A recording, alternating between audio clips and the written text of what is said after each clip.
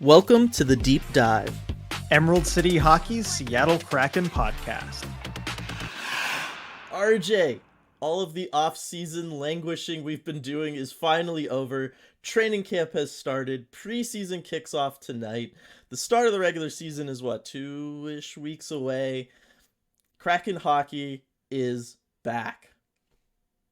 Oh yeah, it definitely is, and I'm so excited for this week's podcast. It feels like we have 10 August podcasts worth of news to talk about, all rolled up into one, because we have Kraken players on the ice for training camp. We've had 3 days of training camp already, and of course the preseason starts today.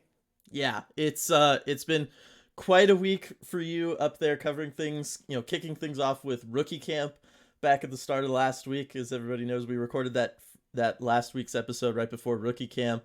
It was kind of our last one of trying to just fill space, get to the season, do something before we had things to talk about. And boy, do we have things to talk about this week. So I think we should just go ahead and dive into it. Obviously, you've been at rookie camp all throughout training camp. I haven't been up there, so I think the best way to handle this is almost like me interviewing you about what's going on at training camp, since, I can't exactly give my thoughts and opinions on what's been going on, having not seen anything. Sounds good. I'll try and let you get a word in edgewise here and there. I know. I'm sure I'll find a way to just sneak in there.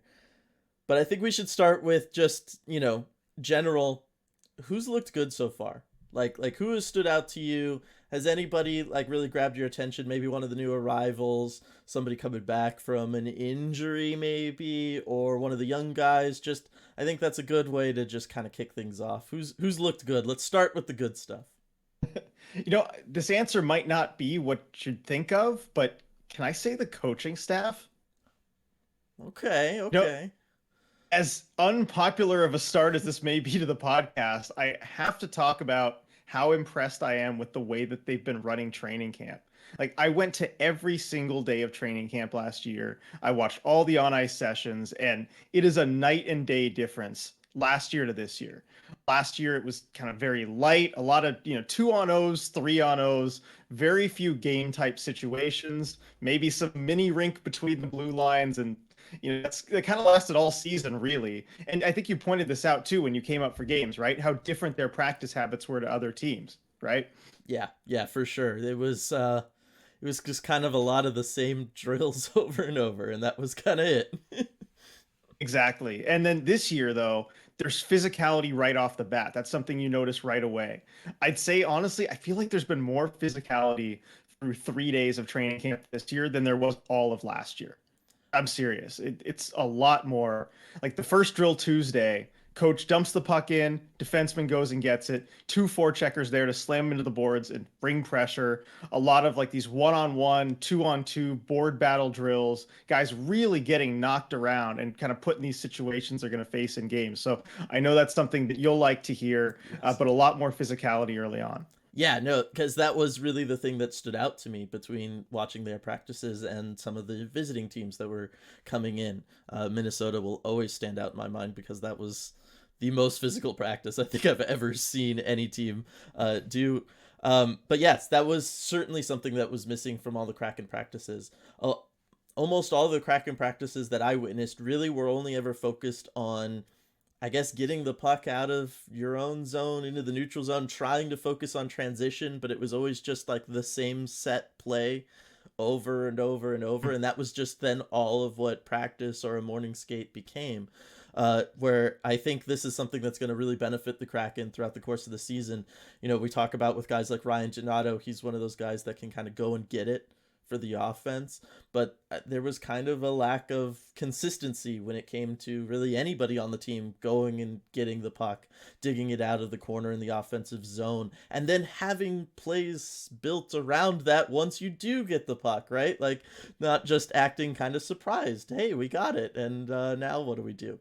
You know what I mean? So I feel like this is a really nice step forward for the team. I think this is something that we're going to be able to see translate to games a lot more. It's a much more common type of situation where you're going to find yourself in these physical board battles or trying to establish yourself in the offensive zone, and to do that you need a physical presence.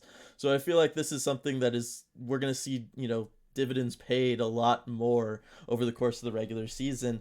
And then I guess as far as the rest of it, RJ, are you telling me that a coaching staff that had like a week and a half with their players before they had to start preseason was just kind of maybe put in a rough situation and trying to play catch up with everybody all of last year? Is that what you're saying? I think it might be a plausible explanation after watching this year's training camp. The difference is just so astounding how different it is, and I think it's an expansion team. I think in some ways they weren't prepared. In some ways they just were put in a rough spot, but you're able to do a whole lot more when you have that off season together. And that's kind of what we were talking about through the end of last season, about how much of an improvement they could make just because you have that familiarity. And we'll kind of talk about it later too, as far as some of the players talking about it, but it makes a big difference. And you talked about zone exits too. You remember it was those, zone exits often with no opposition. Yep. And that's the big difference, because they're still working on the zone exits, but it's one thing to make a good play with the puck. It's another entirely to do it under duress. Yes. I think we saw that distinction play itself out a lot last season, where, that zone exit looks good in practice. And then, as soon as there's defenders, they turn it over right in front of the net. And it seems like the coaching staff has just completely changed how they approach that. All right. No, I think that's a very good way of kicking off this podcast. I think a lot of people are going to be really excited to hear that, and just feel good about a lot of things, because we know there was doing these post games, right? Coaching staff was certainly, over the course of the season, one of those things that just came up a lot as the team struggled. So I think this is a really good way of kicking off the first podcast post the beginning of training camp. I think that's a really good thing to notice. But let's go back to the original question, RJ, because I feel like there has to still be a player or two that has stood out to you, and I want to know who they are. Yes, there have been, and the first name that comes to mind is actually Jaden Schwartz. Right. It's easy to forget just how effective of a player he can be, given how much time he missed last season. But honestly, he's looked like one of the best players on the ice most days of camp. He's had that extra jump. I forgot how good his shot is, too. He's got that quick release. It's a really heavy shot for someone his size. It's been super accurate so far through camp. And honestly, coming into camp, I wasn't really looking at him that closely. I was kind of as skeptical as anyone, given his contract and how bad things looked last year. But man, if he stays healthy, he is really going to be a factor. He's just kind of jumped up, off the ice out at me as I've been looking at everyone. But he's the guy I've noticed more than anyone. And also they've been putting him on, we'll get this with the line combinations, putting him on a line with Shane Wright too. And Dave Haxtell said about Schwartz, like, he's a guy who just fixes any line you put him on. So not surprising to see him there with the youngster. So, I mean, we'll get to that a little bit later, but Jaden Schwartz has really impressed me. Fingers crossed. Let's hope that he can stay healthy this season, because if he does, he's going to be a big difference maker. That is certainly always the question with him. But RJ, do we even need to do anything more for this podcast? I feel like if we just cut it off here with coaching staff looks really good and things have improved there, and Jaden Schwartz is back and looks fantastic, I feel like everybody will just be like, awesome, let's go. Best podcast ever. Yep, ready for the regular season. I've heard what I need to hear. That's it. All right. Thank you, everybody, and we'll see you all next time. Just go with that. No, that's really good to hear. Glad, seems like all the injuries, or all of his latest injuries, we'll say, are behind him, and he can perform well at camp, because it just never quite felt like we really got to see the Jaden Schwartz that we knew from St. Louis, right, last season. Obviously, in and out of the lineup, there were times where we kind of questioned what his on-ice usage was, just trying to figure out where he slotted in with the system and what the Kraken were trying to do. But at the same time, he was producing as well, if not better, than just about anybody else from just a general point production standpoint. So really, really interested to see what a rejuvenated Jaden Schwartz looks like in this rejuvenated lineup and bolstered lineup. I think that's going to be something that's really interesting. And then you said we'll talk about him playing with Shane Wright in the line combinations. Let's just go ahead and dive right into that because I really really like that pairing. I always like having a very strong physically, but also just veteran presence with a young player like that, especially someone who's going to be 18 trying to break into this league. He seems like the perfect fit for Shane Wright. They kind of play a similar style as far as how they like to enter the zone, how they like to go about doing certain things. They're going to maybe both be a little bit more pass first at times. That's something. This is the kind of the first time I'm really hearing that, thinking about it, but it makes a lot of sense to me.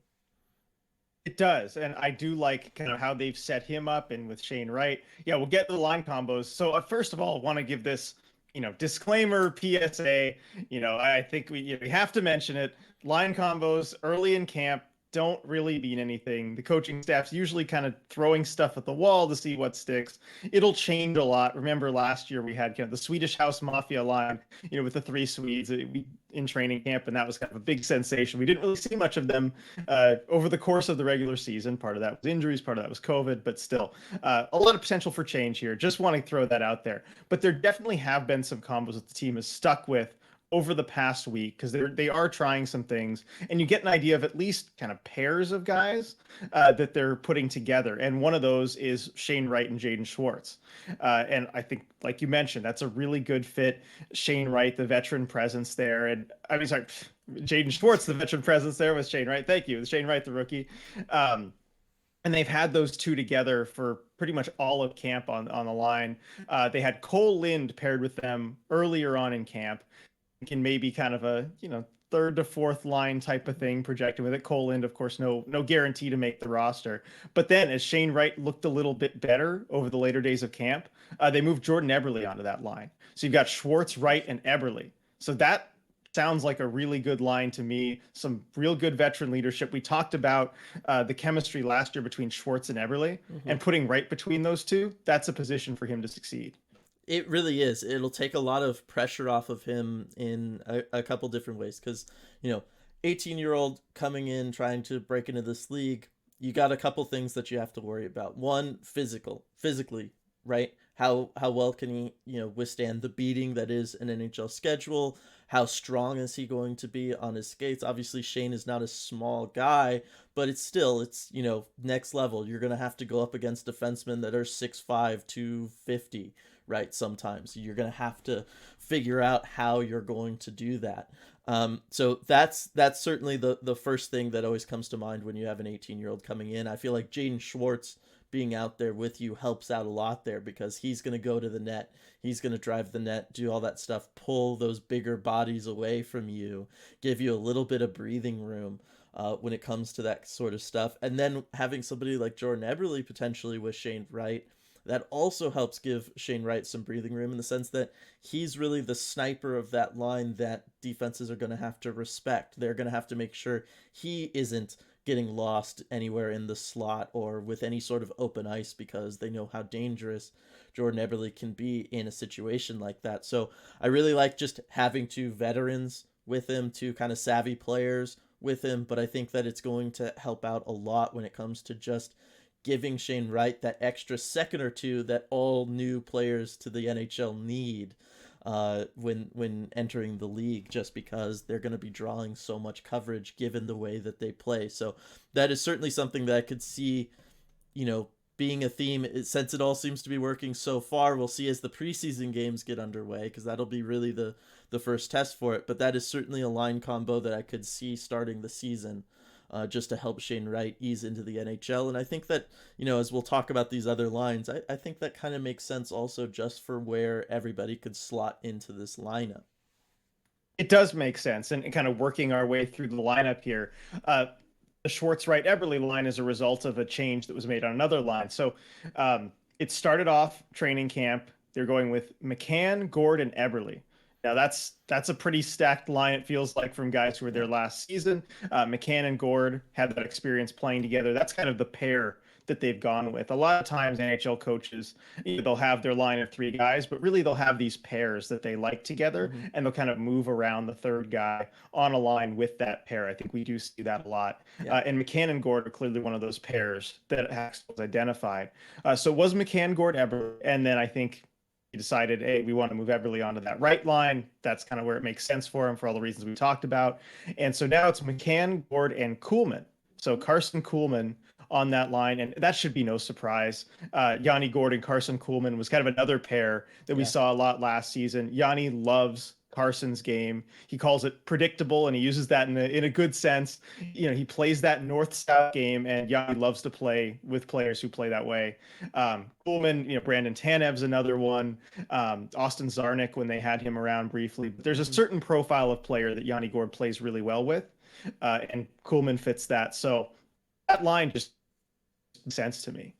Yeah, it makes sense in a lot of different ways because you can see that as kind of like I don't know, a checking line plus in a way, right? You're talking about a lot of guys that are also very, very solid defensively. Obviously, Yani Gord, his defensive exploits, very well known from his Tampa days and what he was able to do for them on their Stanley Cup runs that he was there for. Carson Coleman, I thought, played well with Gord. All the things you just said kind of fit in with that. And then Jared McCann was also at times one of the Kraken's better defensive options at forward last season. So having him there, playing on the wing of Gord, I think that's that could sneakily turn into their kind of shutdown line. I could really see that for the Kraken moving forward. So I like that line combo. And then, of course, there is offensive potential there, right? You've got the speed of Coleman. You've got just the smart, heady game of Yani Gord. And then, obviously, we all know what a sniper Jared McCann could be. So I could see that being one of those lines that some games really shows up offensively and we're all like, wow, this is everything's like going, and then other games maybe they get lost in the shuffle a little bit from looking at just the box score, but watching the game they can make a huge impact shutting down some opposing team's top player. I could kind of see that being the role of this line, especially because if Shane Wright's line is kind of the third line as far as ice time, probably not going to give the 18-year-old starting his NHL career the responsibility of, hey, we got to play Connor McDavid tonight. Go take care of that for us, right? Might be better to have a line with guys like McCann or Yani Gord on it to handle those responsibilities, at least out of the gate. So really, really liking that line. And then that leaves the question of who's playing with Maddie, and I guess process of elimination. Is it the new guys? I would say. Are we seeing the Killer Bees? No, we're not seeing the Killer Bees yet. Only one of them. So this is interesting. And we did talk about this in the off season, but here's what we think is the first line with Maddie Veneers. Ryan Donato, Maddie Veneers, and then Oliver Bjorkstrand. So we talked about Ryan Donato maybe having that opportunity with Beniers, and it seems like he's getting it. That group, they've looked good in drills. The chemistry seems there already between Donato and Beniers. And I think they've played really well so far. It's just through drills and everything. We'll see what the preseason brings, but this is an audition for Ryan Donato. He is getting that chance, and we'll see if he earns it. We'll see if he keeps it, because there's going to be maybe Andre Burakovsky, someone else competing for a spot on that line. But Donato's getting it so far. Yeah, no, that is interesting. I mean, obviously, we do know from last season, Beniers and Donato looked very good together. There was no doubts about that. It was obvious chemistry between the two of them. Donato always kind of seemed to be there where like Maddie wanted to naturally look when he had the puck. Donato was kind of always found a soft spot in the defense to hang out in where Maddie could get him the puck. So that's not totally unsurprising. And then, as I talked about just kind of from the beginning of the podcast, right, Donato, one of those guys we think of when it comes to the more physical elements, the dump and chase, the ability to go and get the puck, to have someone like that on the line makes sense. And then Bjorkstrand, I'm unsurprised by too. I think I talked about this when they first got him. He seems like a natural fit for Maddie Veneers. They both very smart players. They both kind of like to float around, dance around the offensive zone, not necessarily pick, kind of one definitive spot to hang out in.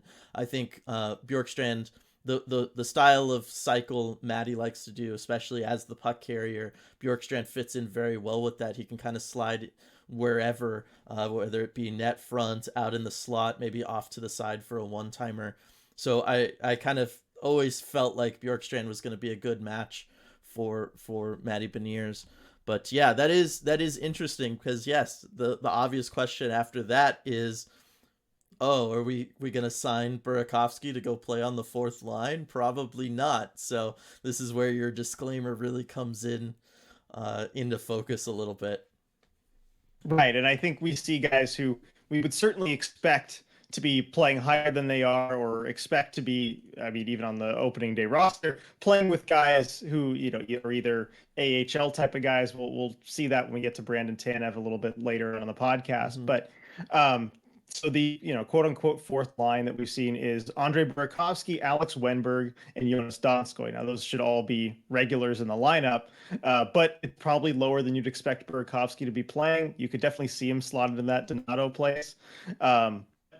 I think they're just trying to test out some chemistry there. I think kind of the pairing is Burakovsky and Wenberg that they're testing out there. Mm-hmm. Maybe it's the Swedish familiarity.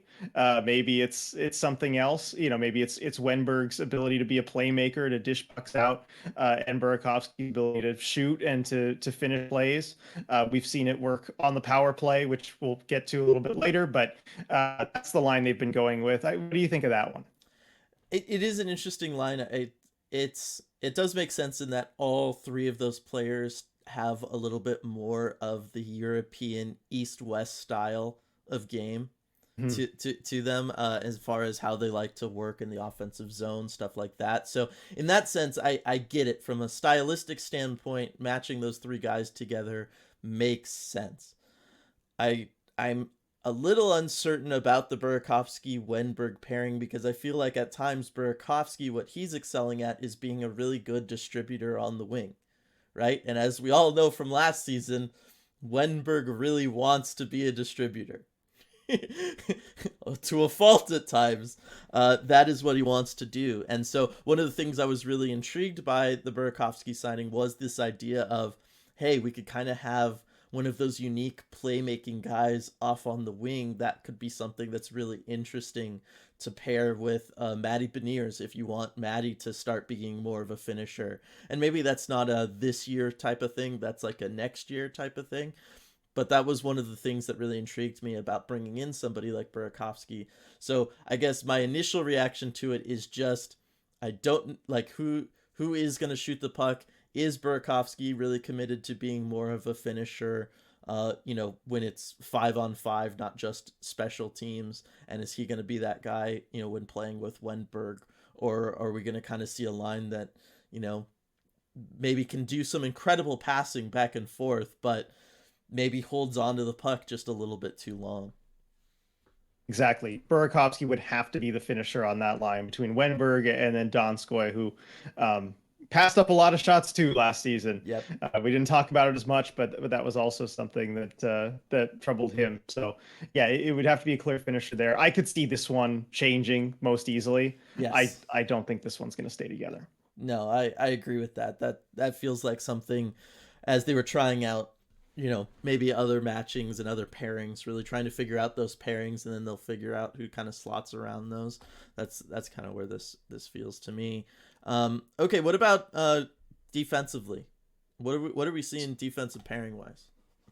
So given what we're seeing as far as the D pairings, first of all, there's nothing I really want to read into as far as pairings, because you've had some of the prospects also there. Yeah.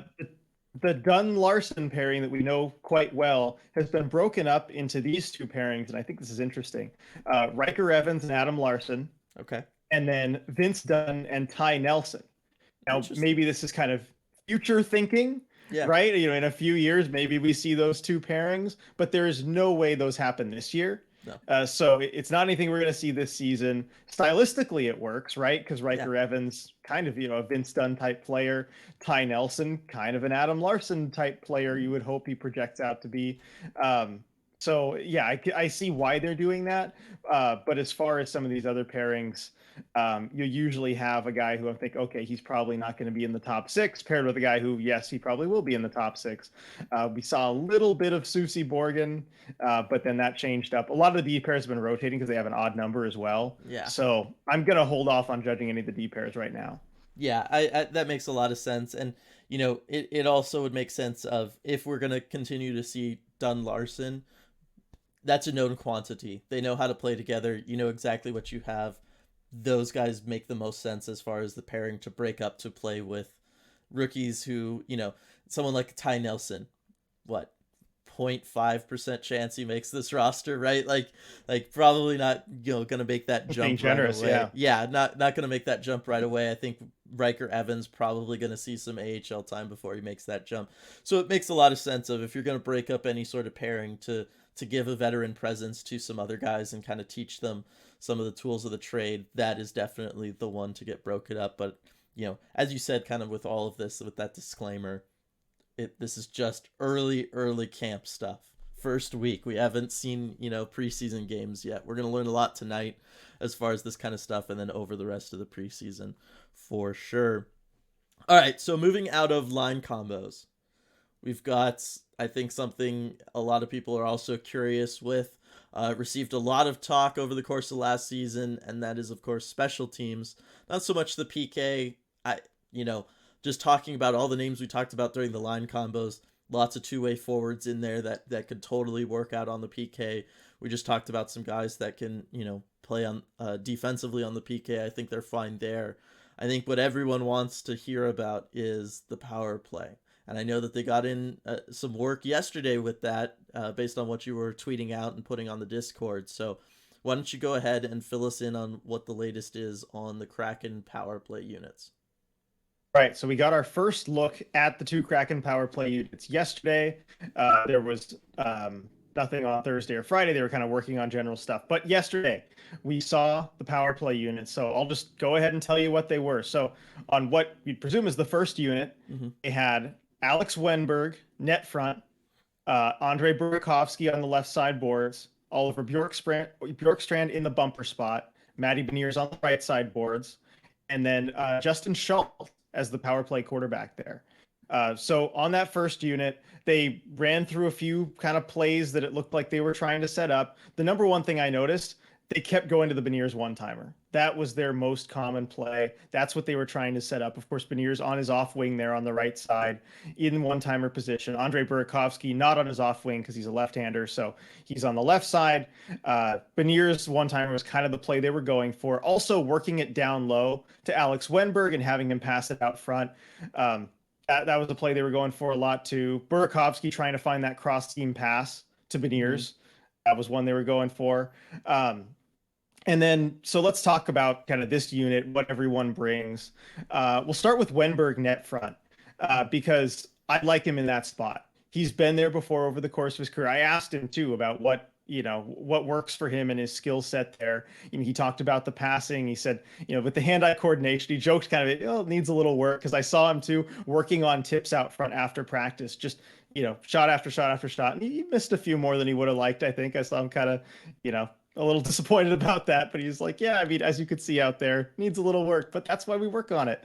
But yeah, I like that spot for him. He kind of sets up behind the net too, because that's one of those things that the net front guy can do is he can kind of go behind the net, make those passes out front. I tweeted a video of him making a really nice feed to Burakovsky, who was kind of streaking down into the zone. That's a play I think they could look for a lot. Burakovsky on those left side boards, you talked about earlier him being a distributor. And trying to get that puck across the seam. There's very few players I think would be better to do that than Burakovsky on that side. So I like him there. Bjorkstrand, Dave Haxtell talked about just how versatile he is in that spot. And he talked about the distinction too, not just to be a distributor in that spot, but to be a real threat, a shooting threat also, someone who can score from there and the dimension that it adds to the power play, especially if you're trying to defend it, knowing that, okay, yeah, this bumper guy isn't just going to be trying to move it somewhere else, but he could score himself from there and he's dangerous. So I like Bjorkstrand there. Maddie Veneers on the right side. It seemed like he was struggling a little bit with the one-timers. didn't quite get all of them on most of those one-timer opportunities, but that's something we know he knows how to do, Yeah. and he'll get into the swing of that with a little bit more practice. And then Justin Schultz, interesting to see him there instead of Vince Dunn. I'm sure they might try and flip-flop that at some point just to see who works better with that unit, Mhm. but it shows the trust that they have in Justin Schultz. Ron Francis talked this offseason about feeling like he has that potential to Yeah. really run and quarterback a power play. He was just stuck behind guys like John Carlson, Chris Letang in Washington and Pittsburgh. And if you give him that opportunity, he looks really good. So I think they plan on giving him every opportunity to earn that spot. Yeah, and I think they totally should, right? I mean, I thought Vince Dunn did an okay job back there, but as we all know, that power play struggled so much. I don't think anybody's going to kind of have issues with seeing some fresh faces in there just to see if it works a little bit better. Um, yeah, otherwise, I love everything. So obviously, yeah, Justin Schultz, he's a veteran. He totally knows what he's doing on that back end. I have no concerns about that. Wenberg up front, I do actually kind of like that a lot, just because if as things break down or as things just get going, if he has to cycle out of being net front a little bit, maybe go behind the net or something like that, or just dip below the goal line a little bit to grab a puck, or because he has the puck, I think that would be like kind of a nice thing for him too. If he's not in a position to pick up a rebound and try to jam it home, go ahead, have him dip out below the goal line there, a little bit more of like an overload look, right? He is such a distributor, he'll be able to find someone open from that spot and give a totally different and unique chance to that power play. So I like the idea of Wenberg being out there with those guys and in a position where he can, move around a little bit and give just completely different looks than really what anybody's used to seeing from a 1-3-1 power play. Just as things break down over the course of play, as it always does, right? Maddie Veneers, we saw him kind of in that role for Michigan at times, his final season there with the one-timer on the power play. Looked just fine, scored a lot of goals that way, not worried about that. My only worry would just be the over-reliance on the idea of a one-timer. We talked about this when we did our deep dives into power play systems. I don't always know that you have to do it that way. There's a lot of ways of scoring goals beyond just one-timers from a face-off dot. But that's a whole different discussion. I do think Maddie is the most capable person for that, though, just from shot accuracy and speed standpoint. Burakovsky, like you said, distributor, really like him in that role. The Bjorkstrand one is interesting because I feel like Bjorkstrand is the best suited to be the bumper. I think as of all the guys that the Kraken really have, I could see him being potentially the only guy who's able to make that work as far as being boxed in by four defenders, with very little time and space, but just his ability to kind of work around, his ability to always find a way to get behind defenders, even if he isn't able to get behind defenders, just the fact that he could pull somebody out of position because he's going to dip a little lower or play a little higher up in the slot. You know what I mean? He's going to change how the PK has to work just based on what he wants to do, because he is not going to just sit there in the middle and just kind of take up space, the way a lot of bumper guys tend to do. That is not who he is. That is not who he was in Columbus last year when he was so effective on the power play. And so I really like that. I think he's going to be able to open up some of those passing lanes from a Burakovsky across to Beniers in a way that we were, nobody was really able to open up those lanes last year for the Kraken, right? We never were able to see those cross-ice passes get across. I think Bjorkstrand and just the way he plays and the way the defenses are going to have to respect him is going to open up those lanes from time to time. And then once play breaks down, once there's a rebound out front, Bjorkstrand is going to be there for it. He lives for opportunities like that. The one thing I want to talk about with it, one last thing, is, and I meant to mention this when we talked about those power play systems back on that podcast, and I'll bring it up here, is at the World Juniors that we saw, the August World Juniors, what fun that was. When Canada was running their power play, they had Connor Bedard in the bumper spot, right? But what they did was they made him their one-timer option. And they did that by having him play really high up in the slot, not really in the traditional bumper role where he's kind of in that middle slot. He played really high up in the slot because then he was really only working against the two forward penalty killers. And he was able to get a lot of one-timers there, and that was really what Canada wanted to be doing through a lot of that tournament. And I wonder if we'll see something similar with the Kraken with a Bjorkstrand there, because I could see him being able to play a little higher up in the slot, become more of a shooting option for them. Just sometimes just as a different look. It's one of those things of throw these different looks out there against opposing team, and then once they start trying to prepare for that, you can do something else, and that's where the versatility of Bjorkstrand comes in. But I wonder if we'll see something like that with the Kraken this year. I'd like to see a wrinkle like that. And early on, I think, what does see, 4 of these 5 guys on the top unit did not play more than 10 games for the Kraken last year. Yeah. So it's a pretty new unit. And Dave Axtell mentioned that too. Look, like this is very early. A lot of these guys haven't played together before. So we did see just kind of some very basic, classic 1-3-1 power play stuff. But those are the kind of things that you can add over the course of training camp, over the course of the season. I would like to see something like that with Bjorkstrand. They have a lot of possibilities with these guys. For sure. So that was the seeming first unit power play, RJ. What are we looking at second unit wise? All right, second unit, we got Jaden Schwartz, net front, which is a spot we saw him at last season when he was healthy. Jared McCann on the left side boards. Jordan Eberle in the bumper spot. Shane Wright on the right side boards. And Vince Dunn quarterbacking that power play. So early impressions from that one. Again, it was just a little bit yesterday, but I wasn't as impressed with that unit. One thing you may notice right off the bat is neither wing is on their offside. So Jared McCann, a lefty on the left side, Shane Wright, right-handed on the right side. So they didn't have any one-timer options as you would expect from a 1-3-1 power play. And because of that, it just didn't look like they knew what chance they were trying to create. They kind of just kept passing the puck around the perimeter, not exactly sure what to do.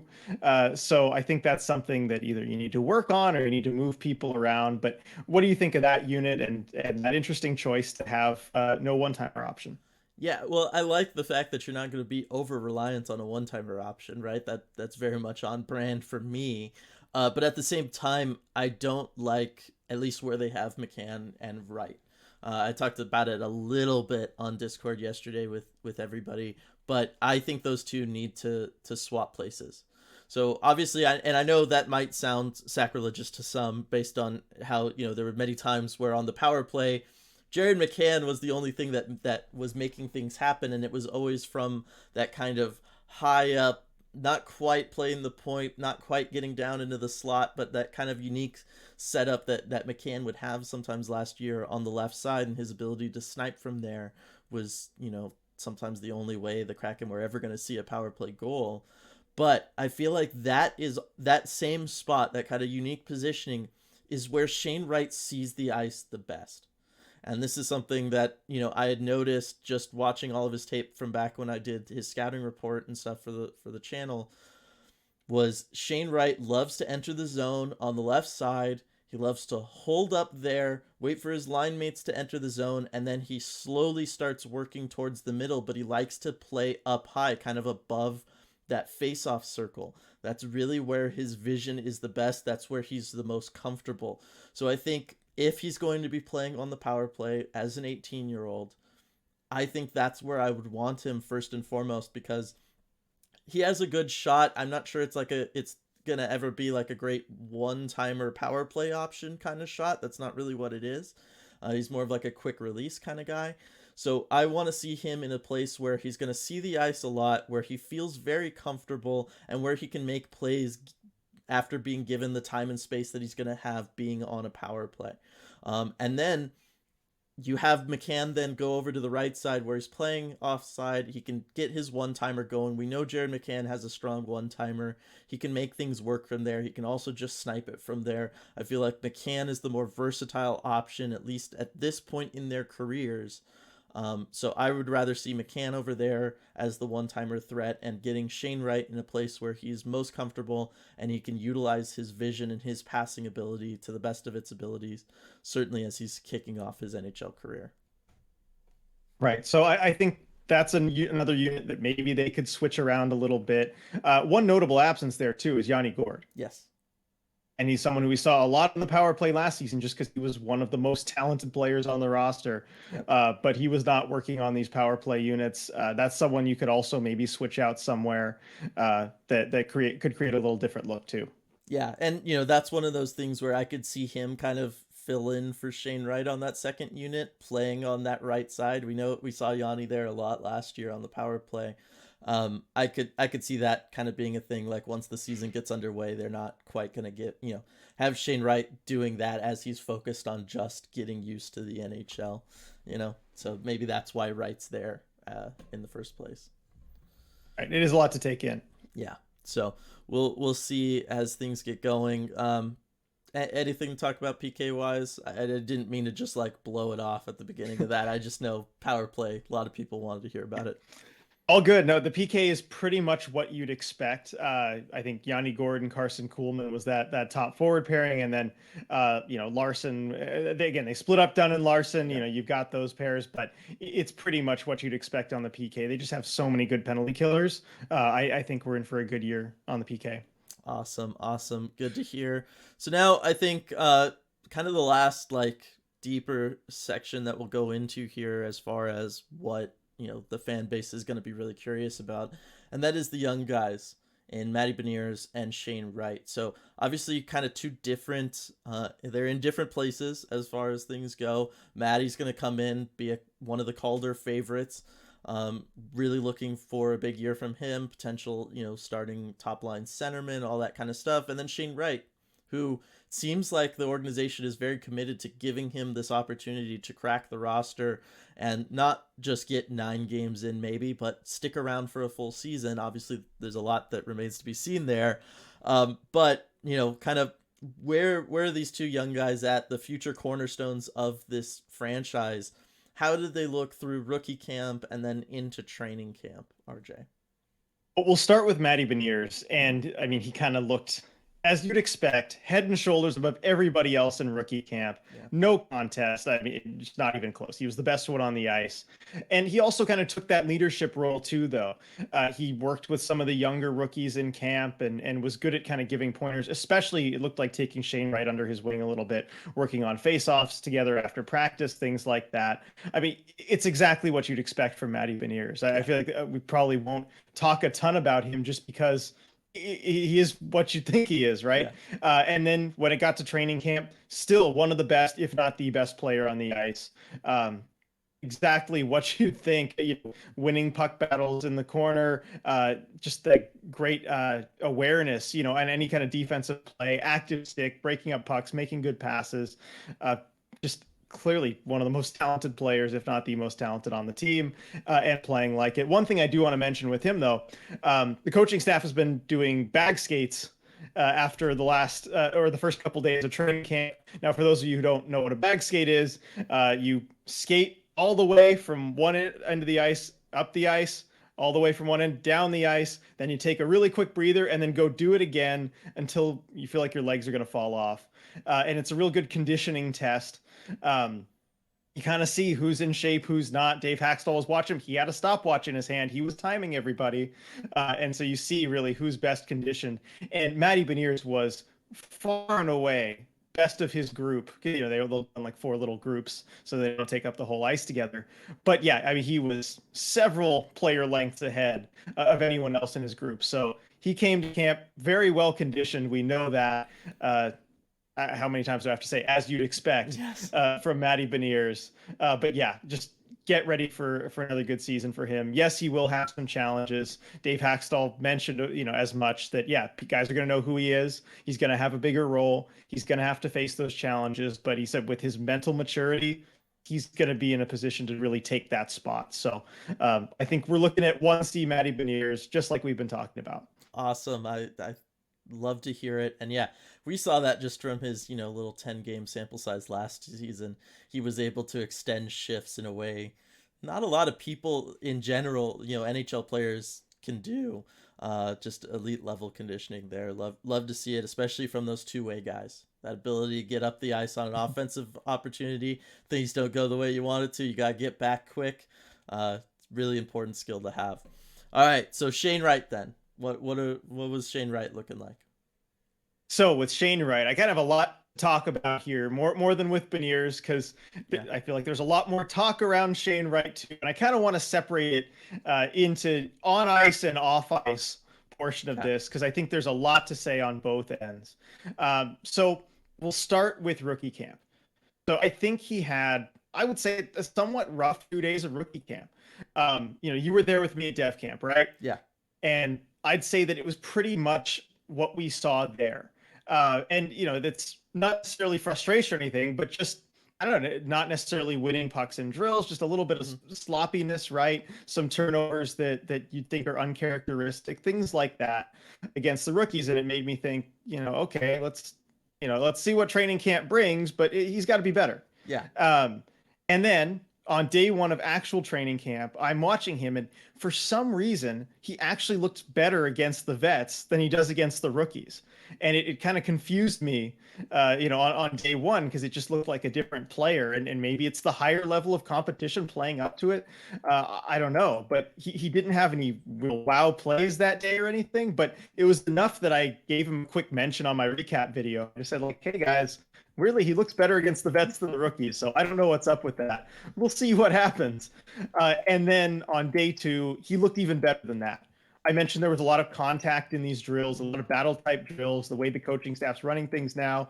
And all of a sudden, he was engaged. He was winning physical battles. He had an active stick, breaking up passes defensively. And of course, he caps it off with the winning goal in the scrimmage with 10 seconds left on the clock on a laser wrist shot that beats Grubauer high glove side. I tweeted the video of that for everyone to see. So I'm talking a lot. I want to give you a little pause just to give you a chance to repeat what you said about Shane Wright from your scouting video, because I want everyone to hear this again about his unconventional release and how it kind of fools goalies, because as evidence there, his shot, especially that deceptive release, are really special. Yeah, I think I'm trying to remember like the exact wording I used for it in the scouting video. But basically it looks like he's pushing the puck. And like obviously, in any shot, right? Like you're accelerating the puck and you're pushing it away from you. But his literally looks like he is pushing it, in that he's twisting his whole body. He's not snapping his wrists like you're used to seeing from a normal player. Rather, he's generating momentum by twisting his whole upper body and keeping his arms relatively in the same, he's not breaking his wrists like most players do. And so it kind of creates this weird, like, there's like this kind of gap between his stick and the puck. It's like about an inch wide, and then he closes that distance with his whole body and just kind of rips it. And it gives it this totally different sense and feel that goaltenders kind of have to figure out, because there's not a lot that you can key off of, right? You're looking at like the stick blade, trying to see how open it is, to see how high is this shot going to be, where is like the face of the stick blade really pointed, so I can kind of figure out where this is going at first. And this feels very much almost old school in a way, right? Back before like really curves on a stick were a thing, and guys just kind of did those, kind of half in between slap shots and a wrist shot, kind of just, throw their body into it and try to make something happen because the equipment wasn't quite up for it. And that's almost what it reminds me of. But yes, it's just this deceptive, it's hard for a goaltender to get a read off of it when you're seeing space between the puck and the stick right before the release, and then the next thing you know, the puck's on its way. You can't really gauge based off of what the stick blade's doing necessarily, because he's already started a follow through that you're not used to seeing with it. So it's definitely a deceptive thing. It totally works for him, and I said this in the scouting report. It works. It looks, unconventional. It is not anything you'd ever see in a video for young hockey players of this is how you should, shoot the puck, but it works. And so, I hope he doesn't ever change it, and nobody tries to make him change it, because it works so well for him. But yes, it is a very unique thing. I just, watch it, everybody. You'll see what I'm talking about. It's kind of hard to put into words, but it is definitely different than what you're going to see from anybody else. And it totally had Grubauer fooled on that play. He just could not track that puck. It was something kind of different than what he was used to seeing. So it was cool to see him really unleash that and let that shot go. And it created this highlight reel moment that everyone Mhm. remembered, from that day of training camp because it kind of capped things off. It was the scrimmage was before the bag skate, the last thing of the day. So we did get a chance to talk to Dave Hackstall too after that scrimmage and talking about Shane Wright. And he earned rave reviews from that day from the coaching staff. And that's something that's very important to hear because ultimately they're kind of the ones in charge of whether he sticks, whether he doesn't. So I was interested to see what Dave had to say about Wright and his day. And he said that, while that goal is what everyone is going to remember from that day of training camp, all the fans, that's what they're going to remember. He said, I remember a whole lot more. He talked about his physical toughness, battling in those corners, like I mentioned earlier. He talked about his ability to distribute the puck, things like that. The smaller things that coaches really look at and want to see from a player to judge if they're mature enough to play at that level. And it sounds like he ticked all those boxes too. We know he's got a good shot. We know he can do offensively, but the eye test for me matched, I guess, what Hackstall saw too, Mhm. and I think that's got to be a good sign as far as his chances of making the roster and of sticking this year. And you look at the next day of training camp, they move Jordan Eberle onto his line. It's a little bit Mhm. more serious of a line there with Shane Wright. So I don't know how much we can really read into that, but clearly the coaching staff is impressed to this point from what he's done on the ice. Yeah, I mean, it makes sense that you want to reward that effort for a young guy, build that confidence, continue to help him grow and succeed.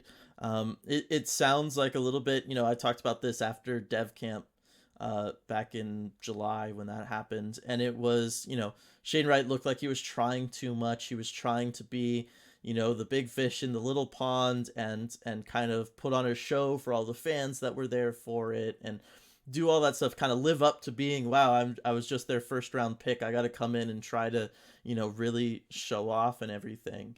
And it felt like in those moments was when we were seeing the uncharacteristic turnovers and all of the struggles from him. And I said it at the time of, look, I want to see how he does at training camp where he's going to be the little fish in the very big pond, because that's where you could see him maybe fall back more on his instincts. He's got to just kind of play his game. He's going to be more focused on absorbing knowledge and information and all of those things, and he's going to have less time to have to overthink on what he's doing, because that's what so much of dev camp looked like. And it sounds like that trend continued through rookie camp, but then once it got to training camp, it's a very different situation. He's not feeling like he has to be in a leadership role like he probably did through the rookies. You know what I mean?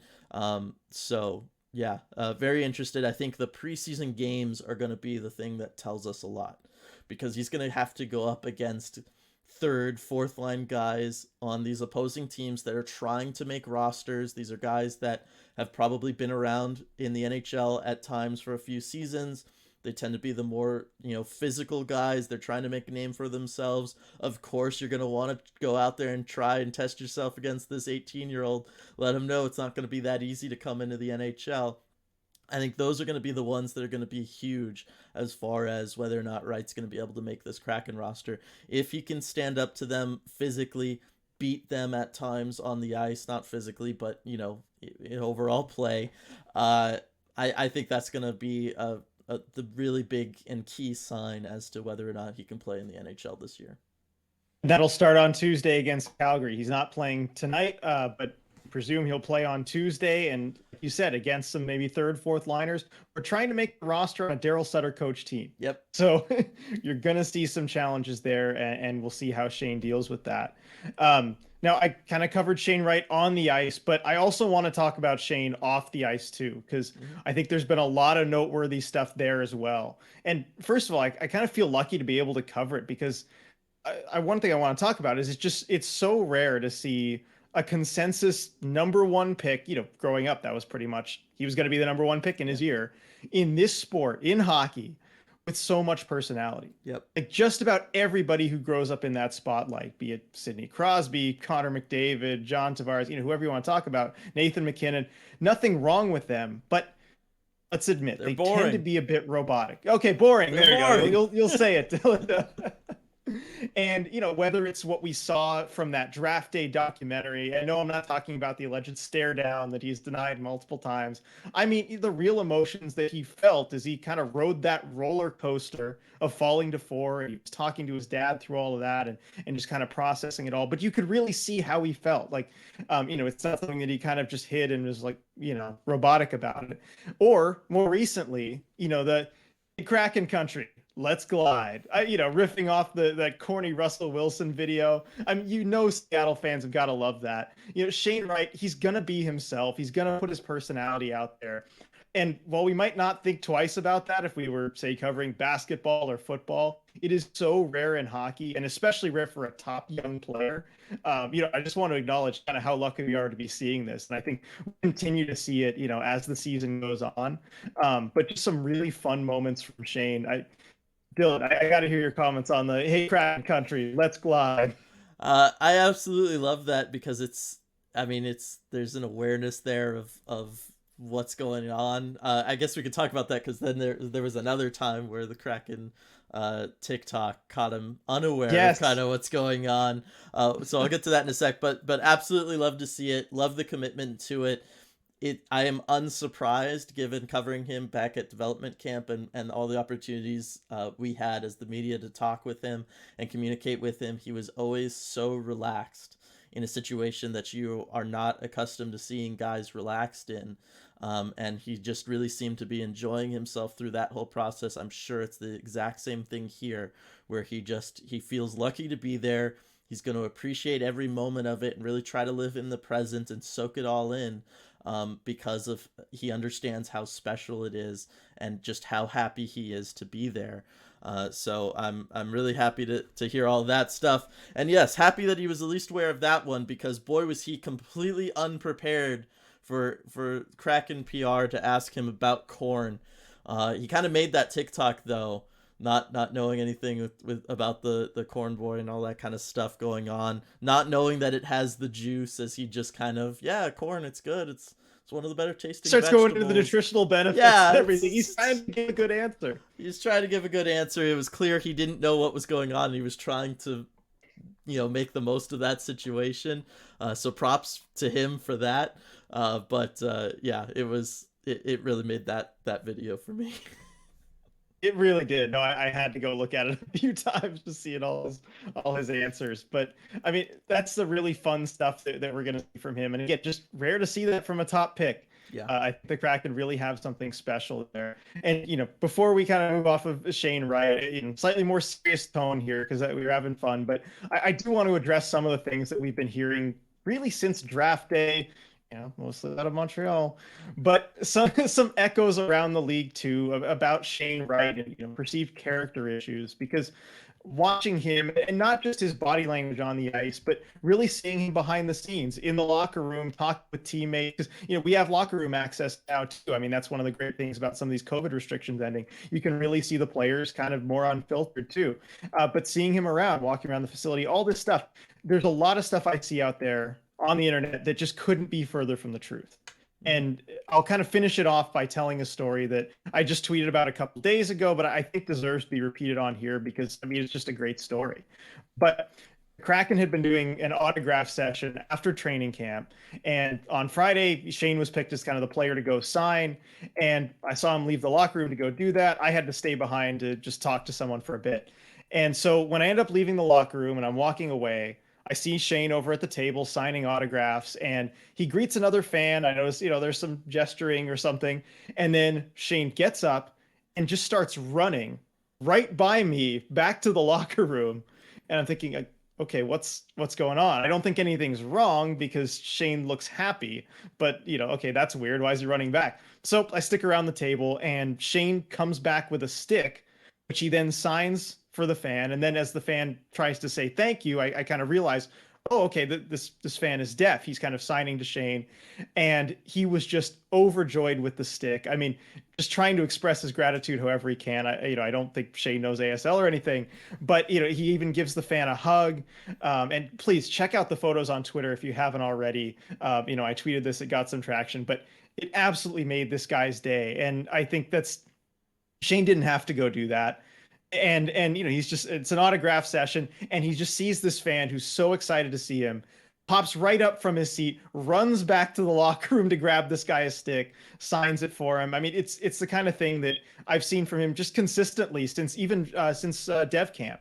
Making a connection with these fans, with this fan base. For some of these drills on the glass, like yesterday, there were little kids who were kind of, up on there waving to him. All the other players are kind of locked in, but he took a second just, to wave to the little kid, and, it made that kid's day. And just seeing all that stuff. Shane Wright, he's just a great guy behind the scenes. As disappointing as that might be to some people, I can confirm he's doing everything right, off the ice, and I feel like they need to say something about that, because I just see a lot out there that's just characterizing him so wrong. So I had to mention that. I was gonna say, you're taking away so many Montreal media people's narrative, RJ. How could you? They're fellow media people too. They're just trying to make a living doing this job, RJ. They'll find something else to talk about, believe me. Yeah, I can imagine. So, yeah, no, it's really a lot of fun. He's a fantastic guy. Like I said, you just get that sense the first time you talk with him. You get that sense from him. So really happy that you have that story to share, and that we can try to fight that narrative. I'll go on the record right now and say, long term, Maddie Veneers is going to turn into our like Captain Serious kind of guy, and Shane Wright's going to be the fun one. As far as like those franchise cornerstones, like you can already see that that's kind of, long term how this is going to play out. I'm glad you brought that up, because I was thinking about that dynamic the other day, and I wanted to talk to you about it too. It feels like there's always a Captain Serious, and then a kind of a more fun one when you have these great two franchise cornerstones. We've seen it so often in the NHL, and it's already lining up perfectly for the Kraken. Yeah, and it might be, they're going to put a little unique twist on it. Like, Maddie knew that corn has the juice, right? Like, Maddie's an aware guy. He's a smart guy, but he's going to play it off cool every time, and he's not going to, like, dive into it. Where with Shane, he's going to be a little bit more personable always, but even when he doesn't really know what's going on, he's going to make things happen, and he's going to be enjoyable in that way, too. You know what I mean? And so I just think we're going to have a lot of fun with both of them long term. I think it's going to be really, really fun. All right, so why don't we, as we get to the end of the podcast here, RJ, let's just go through some quick hits, so to speak, about training camp. Got to talk about Brandon Tanev. It's kind of amazing we haven't touched on him yet so far, but it just goes to show how much there was to talk about when it comes to training camp. Turbo is back, and based on all things I was hearing from you and everybody from camp, it sounds like he's like all the way back. He says he's 100%. He has no restrictions on that knee after knee surgery last year. We saw him skating in kind of those informal captain scrimmages while rookie camp was going on. And then he's been a full participant in training camp. No red jersey, nothing like that. He's been running on all the drills. Now, I will say, I do think to an extent he's still kind of ramping things up. Mm-hmm. He's been on lines with some guys you might expect to see in the AHL or some prospects. The Kraken the coaching staff hasn't really slotted him into a lineup spot quite yet. And there have been a few times too where there was one the other day where he kind of lost an edge, took a tumble in the corner, and was checking out that right leg. Mm-hmm. Didn't miss any time. He looked fine, but I think he's still kind of ramping things up, as you'd expect after recovering from ACL surgery. It's not an easy recovery. So we'll see him continue to kind of build on that. I think he's going to be playing tonight against the Oilers, so that'll be really telling, seeing him in game action. But he hasn't been holding back at all in the sense of, he's been on those forechecking drills, one of the most tenacious forecheckers. Not surprised at all by that. But yes, Turbo is back, still ramping up, but I think by the time the regular season starts, he'll be good to go. I think tonight that first game action is going to be big. We've heard from many athletes, not just in hockey but around sports, right? That the first bit of game action is where if you can really trust that ligament again and all that stuff. And usually what happens is after their first shift, they're fine, and it's never an issue for them moving forward. They got all their confidence back, and they're totally set. Moving on from Brandon Tanev to a unique group that we saw out there for the Kraken, some new faces that I don't think anybody was really expecting to see, and that being the dummies. RJ, what's up with that?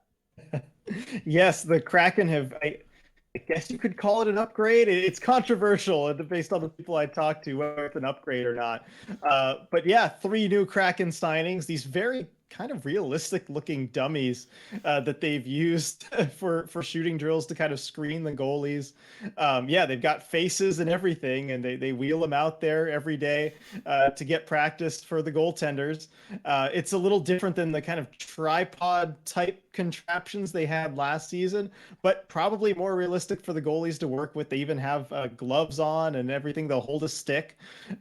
So yeah, we've seen those on the ice. I've heard some mixed reviews of those for sure. But yeah, we'll see if they make the team. Yes, we'll see if they hang around long term or not. All right, so I guess kind of you can base me talking about them first before going into the goaltenders, kind of how the overall feeling is coming out of camp about said goaltenders, where it just feels like business as usual. Pretty much. Philip Grubauer, we all know he's the starter. He's the number one guy. He's looked good in training camp so far, but it's so hard to get a read on a goalie from these sorts of things because they're facing a billion shots, and unless they're having a really really bad day or a really really good day, it all just kind of blends together. And I feel like that's what it's been for Grubauer. Ultimately, he knows his practice habits, he knows what he needs to do, and he just has to put it together in games. It's simple as that. So nothing big surprise there. Martin Jones and Joey Decord. Martin Jones is looked more or less kind of what I expect from him, what I've seen from him. Again, in training camp and things like this, so hard to tell. He hasn't been getting beat kind of that high glove side like we're used to as much as I would think. So that could be a good sign. I haven't seen many goals against where I'm like, oh, yep, there's one of those. So I expect to see that a little bit more, but pleasantly surprised. And then Joey Decord is just locked in, laser focused. I mean, he wants to earn this backup job. He's just so engaged on these pucks, like even when he doesn't stop them, just really locked in, trying to earn the backup job. So good luck to him. He's even stayed kind of late on some of these practice sessions, just working one-on-one with Maddie Veneers, just doing breakaways, that sort of thing. And Decord stopped him on a lot of those yesterday. So he's working really hard.